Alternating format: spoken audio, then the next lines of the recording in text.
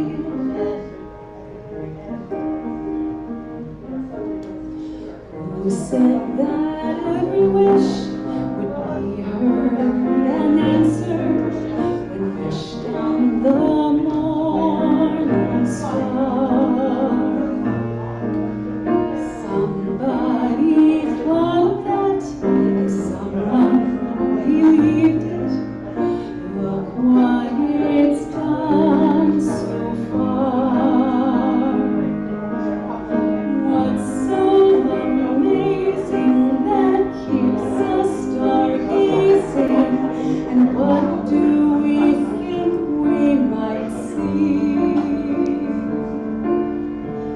Someday we'll find it, the rainbow connection, the lovers, the dreamers, and me. All of us under its spell, we know that it's probably magic. Have you been half asleep? And have you heard voices? I've heard them calling my name. Is this the sweet sound that calls the young sailors? The voice might be one and the same. I've heard it too many times to ignore it. It's something that I'm supposed to be. Someday we'll find it, the rainbow connection, the lovers, the dreamers, and me. La da da dee da da, la la da dee da da.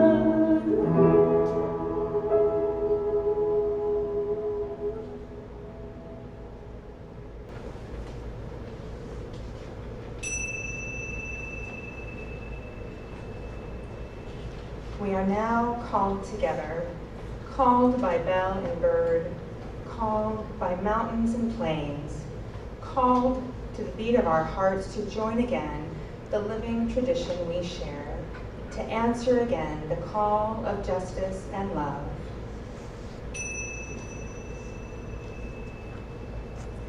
Today, let us remember the second of our tradition's sources, words and deeds of prophetic people which challenge us to confront powers and structures of evil with justice, compassion, and the transforming power of love.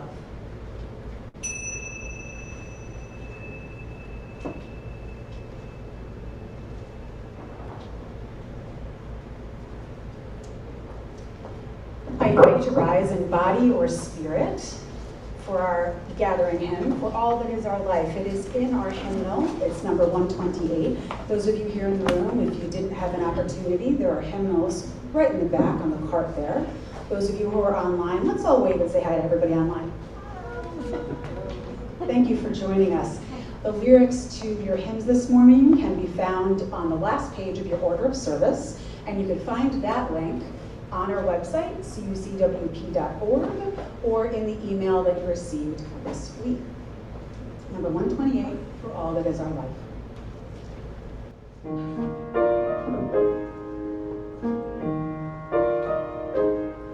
For all that is our life, we sing our thanks and praise. For all life is a gift which we are called to use to build the common good and make our own days glad.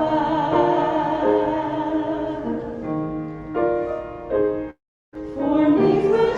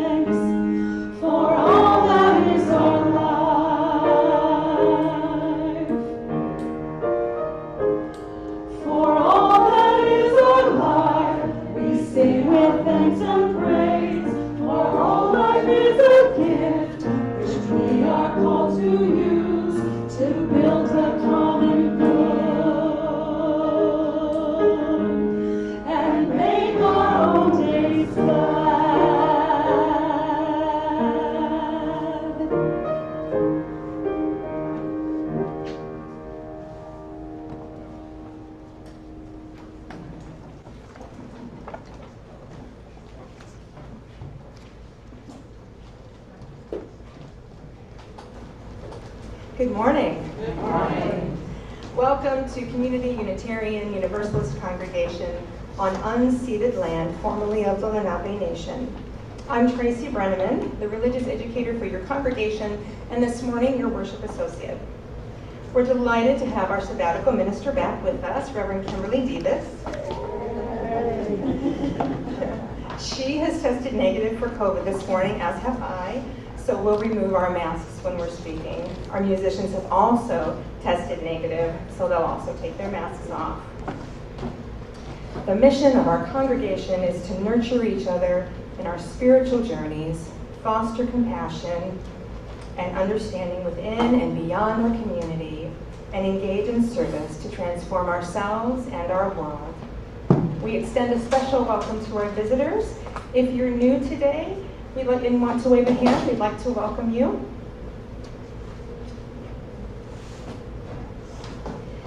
If you're new today online, please introduce yourself in the chat. Those online will find an order of service on our website at cuucwp.org. Here in Fellowship Hall, we'll pass the microphone for joys and sorrows. For those of you on Zoom, please share yours in the chat. Make the first word joy, sorrow, or milestone so we know which chat entries are meant for us to speak aloud. Do we have any board members with us this morning? Thank you. Please join me in the chalice lighting words from Kelly Wiseman, Ask Ruth Jackson. We invite those online to light your chalice at home and read along from your order of service. Does the match love the wick? Does the wick love the wax or the air it consumes? Yes, without question. To melt together, to burn together, to change together.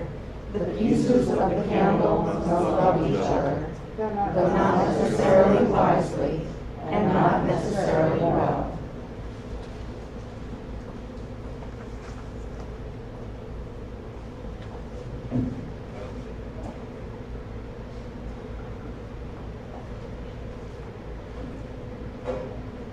I need to be able to see the scripts. So our words of invocation come from the Reverend Margaret Weiss. Come into this place with your whole self, the parts that are raw and exposed, the part that is beaming with joy, the part that is seeking the truth, the part that is seeking the new, the possibility. Come into this place. Open your heart, lay down your burden, lift up your hope for something new to happen. Come into this place with fellow travelers on the journey. Some faces new, others familiar, and all welcoming you here in this moment. Come, let us worship together. And I'll invite you to turn to those around you and wish them peace. For those on the chat, I invite you to wish each other a peace and a good word.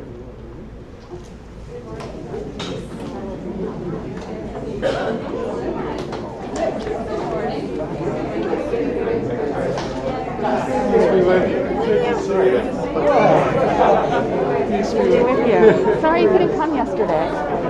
It's a busy time. Yeah, it's the end of the summer. Everything gets crazy.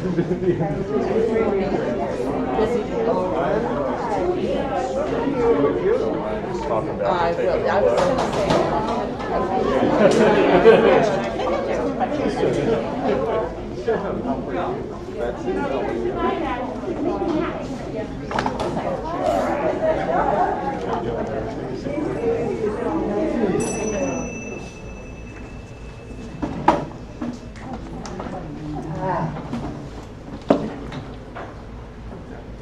One of the joys of being in community is that we share not just moments like this together, but we share the experiences of our individual lives.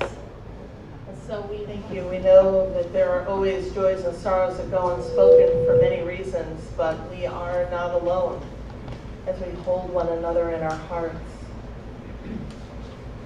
I invite you to a moment of quiet stillness, finding your center through your breath, through your imagination. As we open ourselves to the present moment, and we pray to the Creator, to all that is, to mystery, to God, to that which holds all. We thank you most for this amazing day. We thank you for this space to hold each other, to celebrate, to wish each other well, to know that life is a journey, and it is at best a journey taken together. We ask always for peace, for all that is hard and violent in our world, for all that is hard and violent in our hearts and our minds. We ask for moments of peace, of grace, of turning anger into softness, and turning despair into possibility. And as we breathe in, we do breathe in peace. And as we breathe out love. All the names ever uttered and known for that which is beyond and within us. We say Ashe, Namaste, blessed be, and Amen.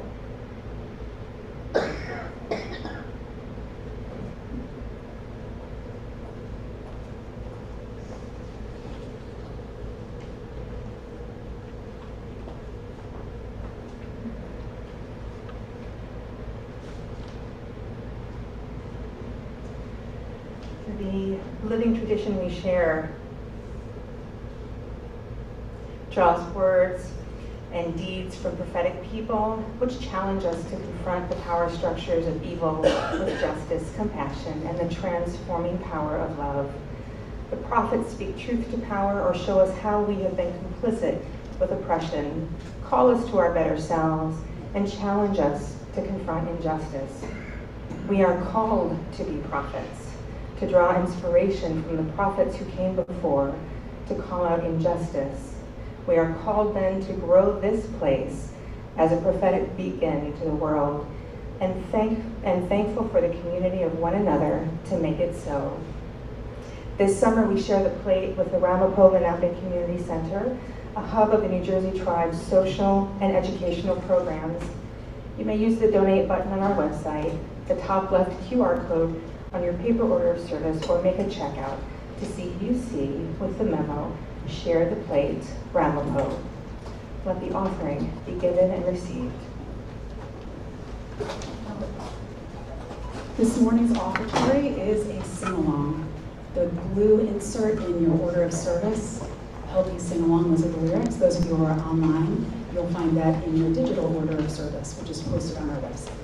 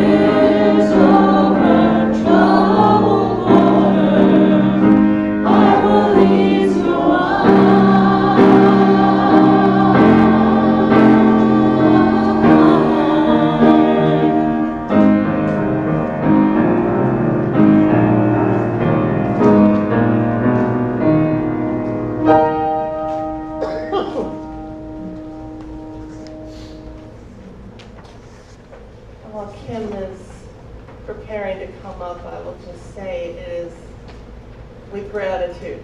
First, that we accept the gifts for your work with this congregation, but gratitude for the space and certainly the invitation to be here. And our hymn continues the theme of being present to ourselves, and the calming of the waters, with hymn number 88, Calm Soul of All Things. I invite you to rise in body and spirit for hymn number 88, Calm Soul of All Things. We'll hear it once through first.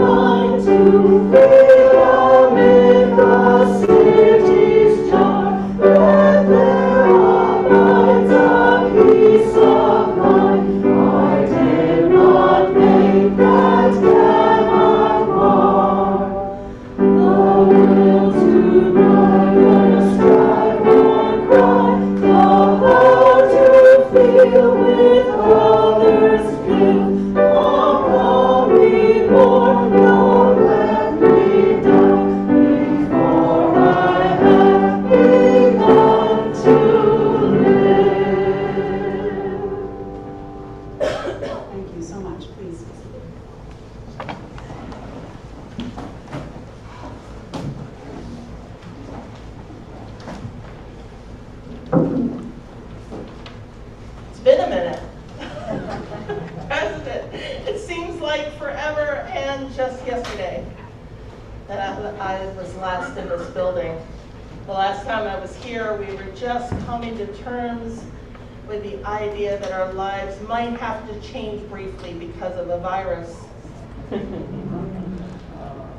It was a bridge we were anxious to cross to what we thought was a very temporary new reality. What we didn't know was that we weren't being asked to cross a new bridge so much as recognize that the old bridge fell down right in front of us. Literally, here, right in front of us. We went from wash your hands and greet your neighbor from a distance on March 1st to shut it down 10 days later.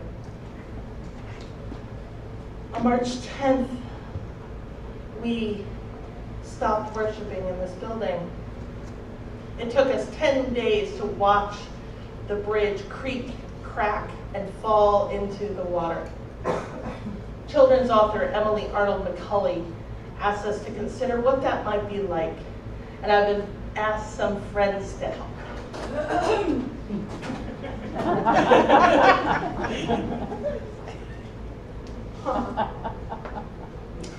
Long ago, in a town by the river, the old bridge suddenly creaked, cracked, and fell into the water.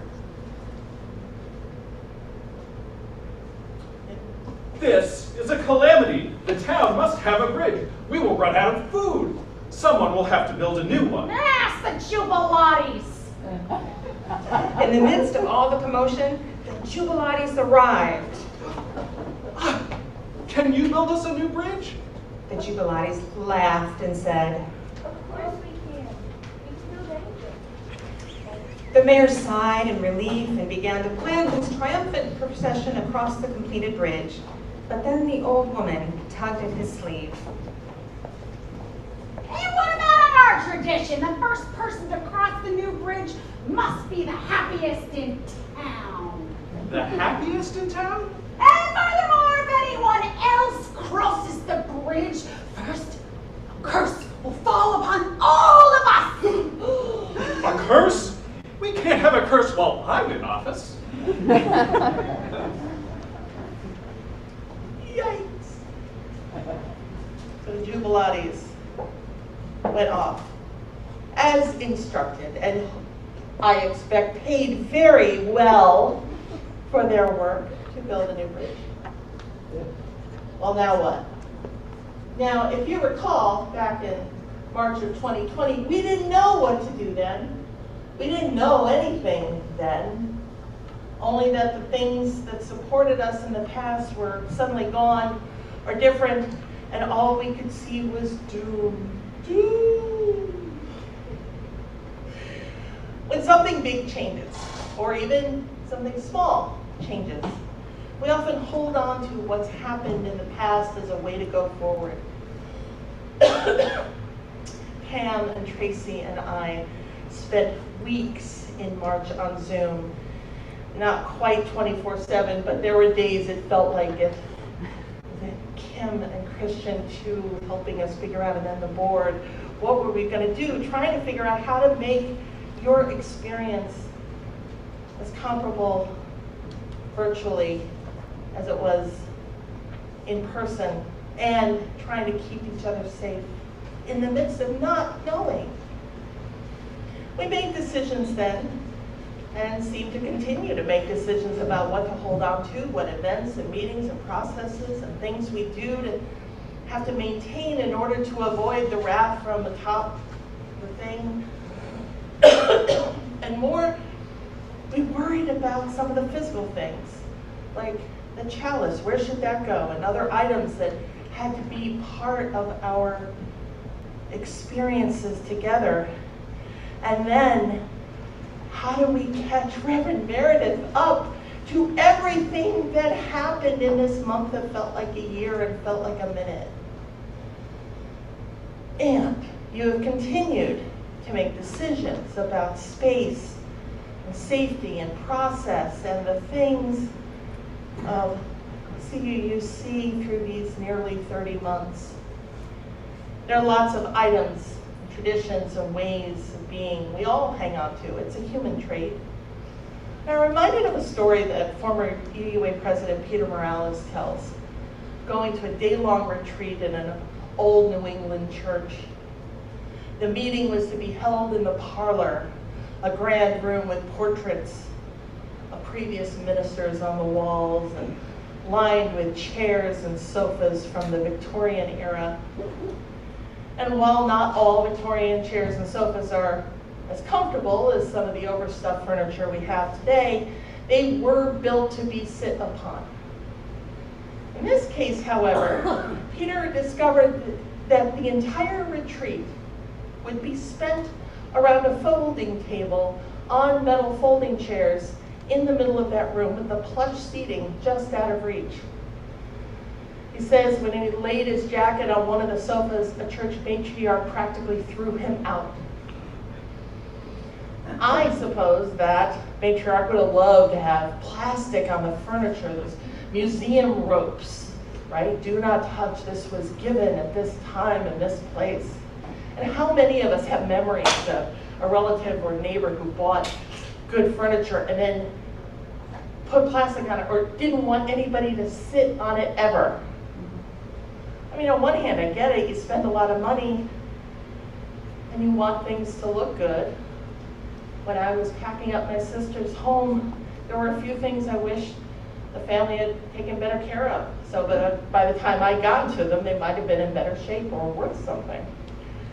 But there's a point when you have to wonder, what are we sacrificing in order to preserve this thing from the past? Are we preserving comfort? Are we deciding what our forebears would want? I can't imagine the people who bought that parlor furniture wanted it to be turned into museum pieces. And what if it's not a physical thing, but an idea or a tradition or a process, a way of approaching something? Or what if it's fear of what will happen if we do make the change? And how do we fix that? How do we find the happiest person in the town to cross the bridge? Bang, bang, came the sounds of the Jubilatas hard at work across the river. I'll try the banker. He's richer than everyone else. He must be happier too. The banker was in the vault counting his money. Sir, we have chosen you. Not now! 1026, 1027. Oh no, a sovereign is missing. Call the sheriff!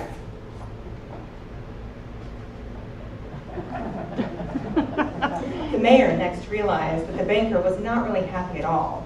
He decided to try the grocer next. She is more beautiful than anyone else, and maybe she is happier too. The grocer hummed as she arranged melons in her shop window.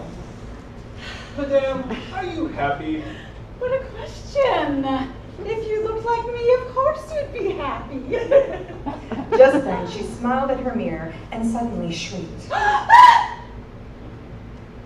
Oh, the horror! The horror! Don't look at me! I found a ring. And another, don't look at me! As he left the grocer, he saw the jubilatus hard at work. He turned the corner and spotted a poet. See here, are you happy? Well, of course I'm happy. I'm a poet and the world is full of enchantment.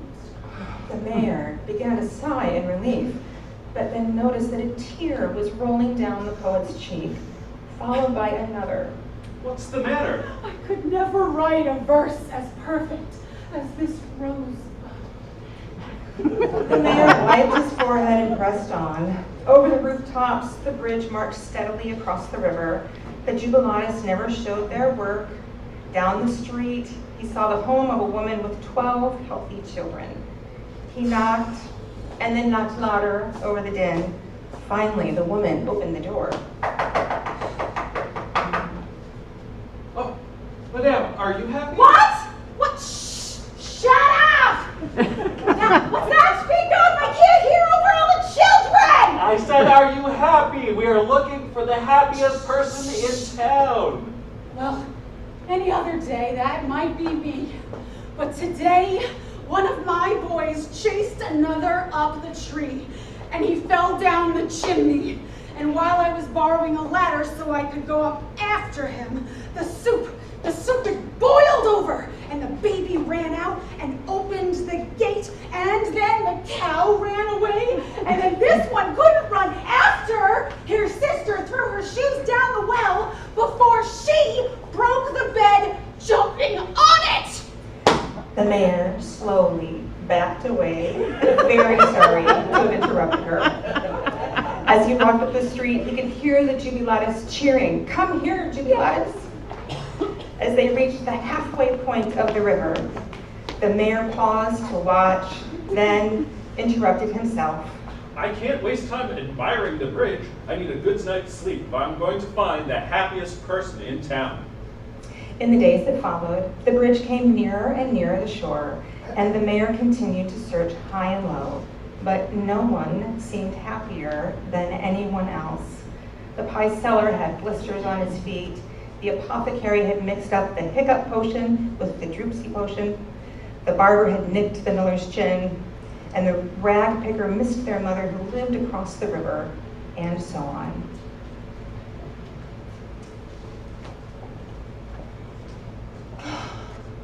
No one had the answer the mayor was looking for. No one was the happiest. No one could break the curse. That's often what big changes feel like. We certainly felt it through the first months of the pandemic. No one knows what to do. The people are trying to figure it out, are wishing the curse had never existed. Now you're facing another big change. Reverend Meredith's retirement, hiring an interim minister, and starting the search for a new settled minister. That's big, exciting, and big. And I imagine a bit daunting, especially when you've spent the last nearly 2.5 years in this in-between time. And with a history of things you've held on to, the traditions of this congregation, certainly some old ones and some new ones. And also stories, the ways that you tell your story of place, of process, of personnel, of moments. You've not always had an easy time with ministers or sabbaticals. And while recent history would suggest otherwise, right? The specter of long-held story and uncertainty upon uncertainty makes this a hard time, an anxious time, a mean time. What often happens in these times, and certainly what we did in 2020, is reach for the things we could fix. Now, sometimes that's good because a problem is technical. It's hot in the room. So we turn down the AC and bring in a couple of fans. You have some real technical problems ahead of you. Shifting from this long-term ministry, successful, wonderful, into a new reality about how you do church together. How are you together? And who are you doing that with? You're figuring out how to manage all the things from pastoral care to leadership to teaching to worship. You've gotten used to Reverend Meredith's way of doing things.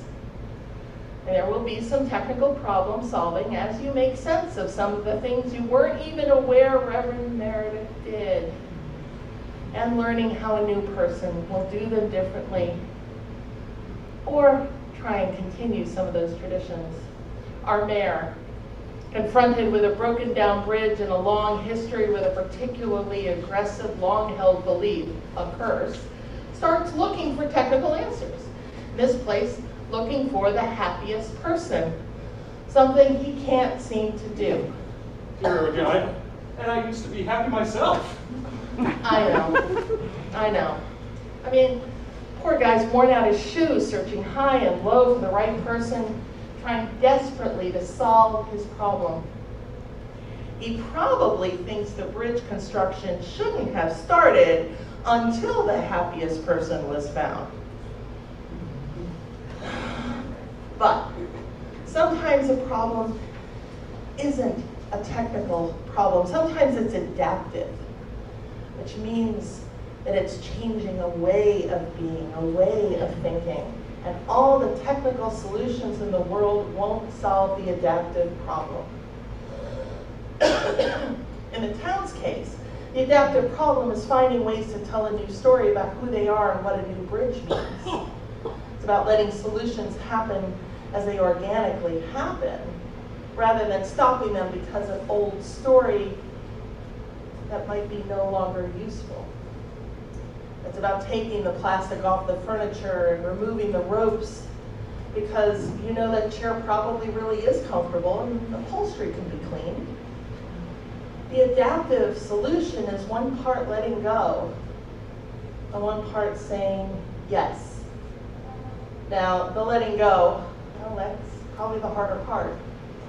Allowing things to unfold as they will, allowing old beliefs and old stories and even old hurts to fade away, those things that no longer serve you or holding you back from a new future. There's grief involved in the letting go, no question. It's hard work to say this was good and now it's not, or asking ourselves what will protect us or care for us if we no longer do the thing. But for everything we let go, there's a new possibility waiting. Psychologist Jean Houston suggests that we must die to one story or kill off one story in order to be born to a better one. And what that requires is saying yes. Saying yes is a risk. Saying yes is letting go of knowing how you'll get there, and when, and how much it'll cost, and who has to be involved, and what the timeline is, and can we get a project manager to draw up a big Gantt chart or something so we know every single detail before we do the first thing. Saying yes is a risk. It's a risk that the mayor realized he took when he asked the Jubilates if they would build the bridge, and they went and started building the bridge. But sometimes you have to do that in order to move past the technical answers that won't solve the adaptive problem. Sometimes you have to skip past the hows and just start with the yes. This is what Peter Block writes about in his book, The Answer to How is Yes. He suggests that we often get stuck asking how a thing will get accomplished, and we never get past the how. We never get past the trees to see the forest. He writes that no matter how many answers we get to the how, we often decide not to act on them. And when we do act on an answer, what have we got? The fault is in the nature of the question. Instead of the hows, Locke advises we should be asking different questions that focus on our commitment to the vision and the mission, from which the pieces will start to make sense. And the hows will emerge from the financial and material resources to the talent and the expertise and the buy-in and the commitment. In other words, we can't get caught up in the but what abouts, or worse, the 7 deadly words of the church. But we've never done it this way. All we can do is breathe into the yes and let the process unfold. All we can do really is let go of our anxieties about what could happen and let things happen.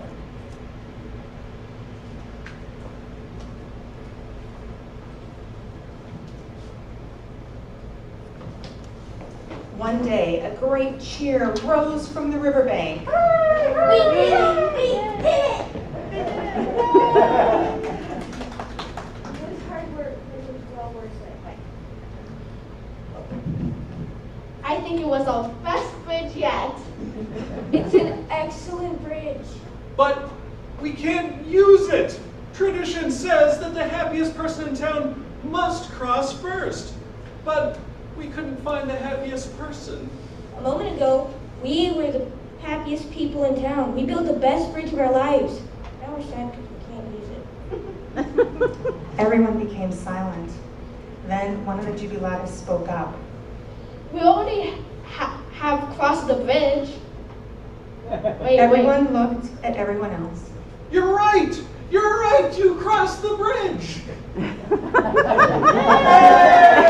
A cheer rose from the crowd. And then everyone in town scampered across the bridge, where they danced back and forth from shore to shore. The mayor even danced with the old woman. He was so happy that he forgave her for bringing up the ancient tradition in the first place. The jubilatus, of course, were happy all along.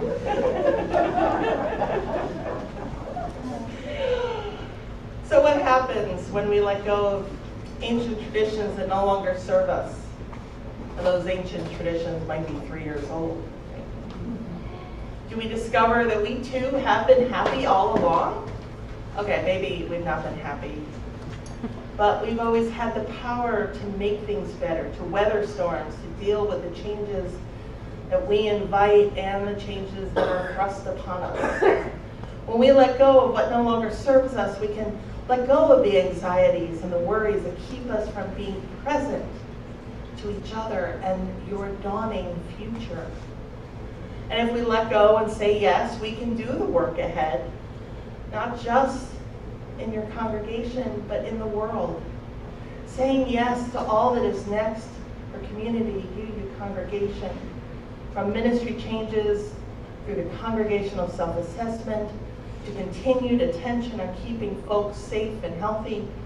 All of this is saying yes to the complexities of wholeness, to vision, to value, to healing that people will see. See, yes is how the entire universe works. There's just a little more matter than antimatter, a little more creation than destruction, a little more growth than death, a little more yes than no. And if that's how the rest of the universe works, then well, if we're part of the universe, and we are, that should be how we work. We can say yes to a vision of justice and hope and love. We can affirm that the path of love is the one worth taking. We can say yes to moving from anxiety and worry and toward wholeness and healing. We can see the vision, and we're in, even if we don't know for sure where we are going. Our yes reminds us of our covenant and of forgiveness and of each day doing a little bit better. Yes propels us down to the broken bridge where we notice the rushing brook that wakes our senses with the sweet smell of the leaves and the call of all creation. Yes, leads us in love's astounding beauty to what's next. Now that's a tradition we can hang on to.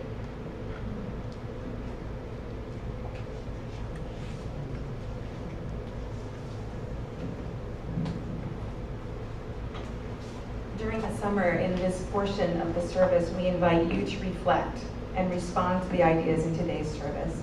This is a time for your thoughts.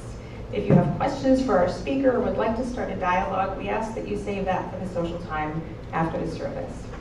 I'll bring you a microphone for you to share your thoughts. If it's convenient for you, we ask that you stand, but please remain masked. And if you're online and would like to write your thoughts in the chat, we will read them out.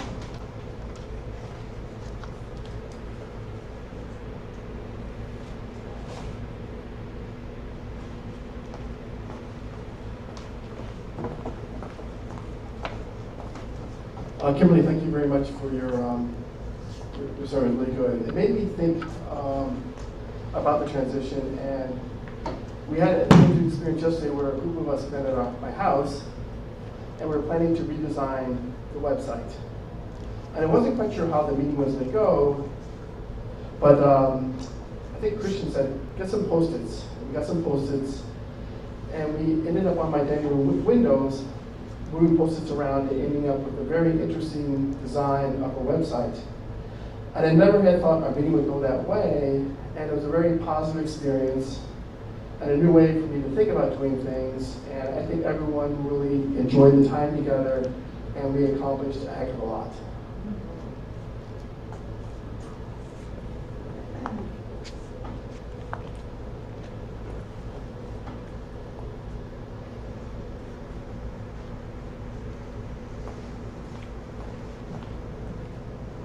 Kim, thank you for warning us about the 7 deadly sins. And we've never done it that way before.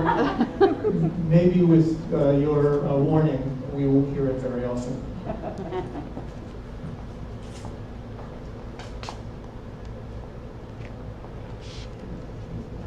just wanted to say that singing Bridge Over Troubled Water in the midst of this congregation was an amazingly immersive, moving experience. And there must be a bunch of ringers in here because it sounded so good. I couldn't believe it. It was a wonderful experience. Thank you.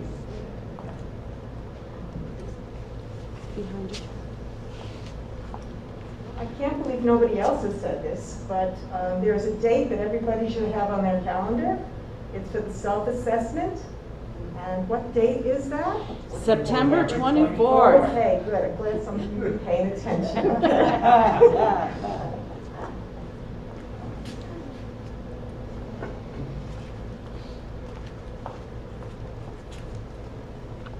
There's a quote attributed to Dr. Martin Luther King that take the first step even if you can't see the whole staircase. And that idea has helped me through challenging times. That reflects on some of the concepts and the play at blog.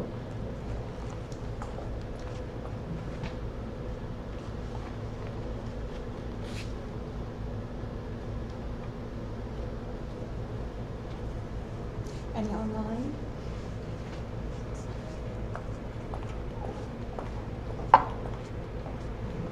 I think we all took the first step when we joined UU.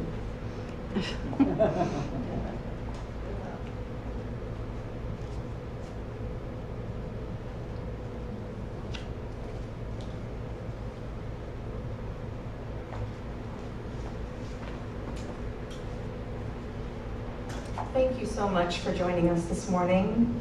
We share our gratitude for today's greeter, Creighton Cray, today's ushers, John and Mary Caballero, our tech maven, Christian Force, musicians, Kim and Christian Force, and of course our guest speaker, Reverend Kimberley Debus.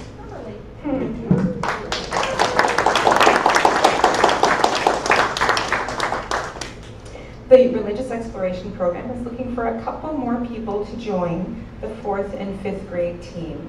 They'll be using a curriculum called Toolbox of Faith, and I would be happy to talk with you about that. The Congregational Self-Assessment Committee will soon be asking you to think about what our congregation should become in the future. Be on the lookout for a congregation workshop on Saturday, September 24th from 8:30 a.m. to 4 p.m. in Fellowship Hall. We need to hear your voice. 3 times a month, Meals for Hope team prepares trays of food that we deliver to local soup kitchens. The team will be at CUUC here again on Monday, September 5th, from 10 a.m. to 2 p.m., and they always appreciate helping hands. Please use the newsletter link to sign up. Our weekly CUUC choir rehearsals begin Tuesday, September 6th at 7 p.m. in the sanctuary. 7:30. I'm sorry. 7:30 p.m. in the sanctuary. You'll find details for these and more in our e-communitarian newsletter that's posted on our website at cucwp.org. We invite those here in Fellowship Hall to stay for refreshments. There'll also be some lunch if you'd like to stay and have lunch with Reverend Kimberley. We ask that you remain masked whenever you're not sipping or snacking. Parents and guardians, please pick up your children from childcare first. After the service, please leave your chairs in place, put your hymnals back on the stand, and remember to place your name tags in the basket in the lobby. Those on Zoom can log out of this space and log into our coffee hour Zoom room. The link is in the website, and Terry will post it in the chat.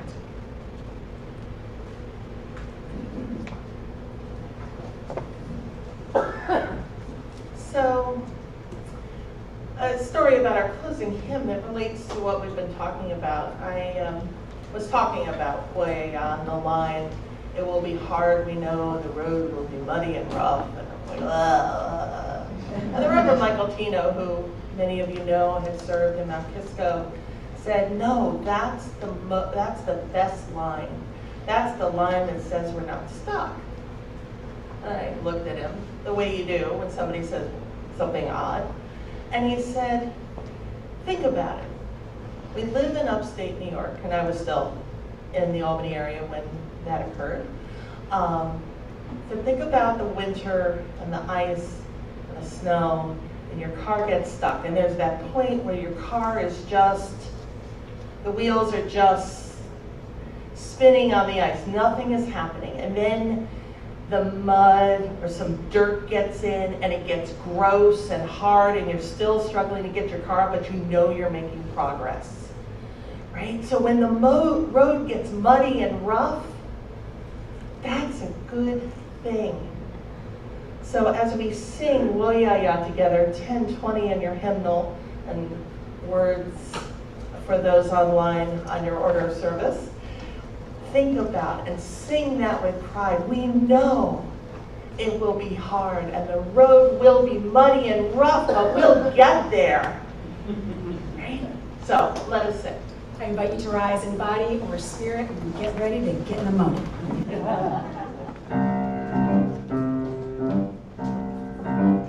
We are going, heaven knows where we are going, but we are within, and we will get there.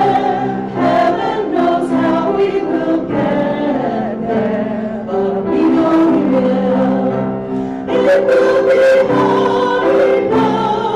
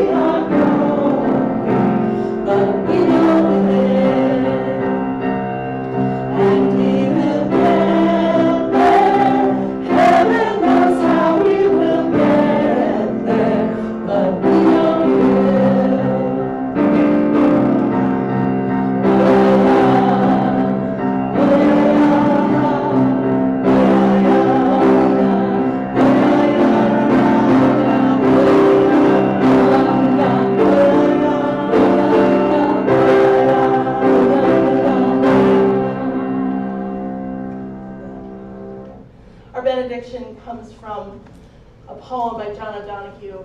May we have the courage to take the step into the unknown that beckons us. Trust that a richer life awaits us there, that we will lose nothing but what has already died.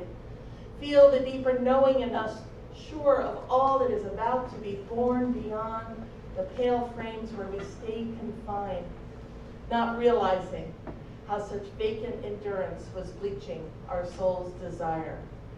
So go in love, go in joy, go in peace. Oh, oops. And we should extinguish this flame. Please join me. And we invite those on Zoom to extinguish your home chalice. I skipped a part. Go figure. Change. So we extinguish this flame, but not the light in our hearts. With its message of love and justice, taking it outside these walls to the world we live in, until we are together again.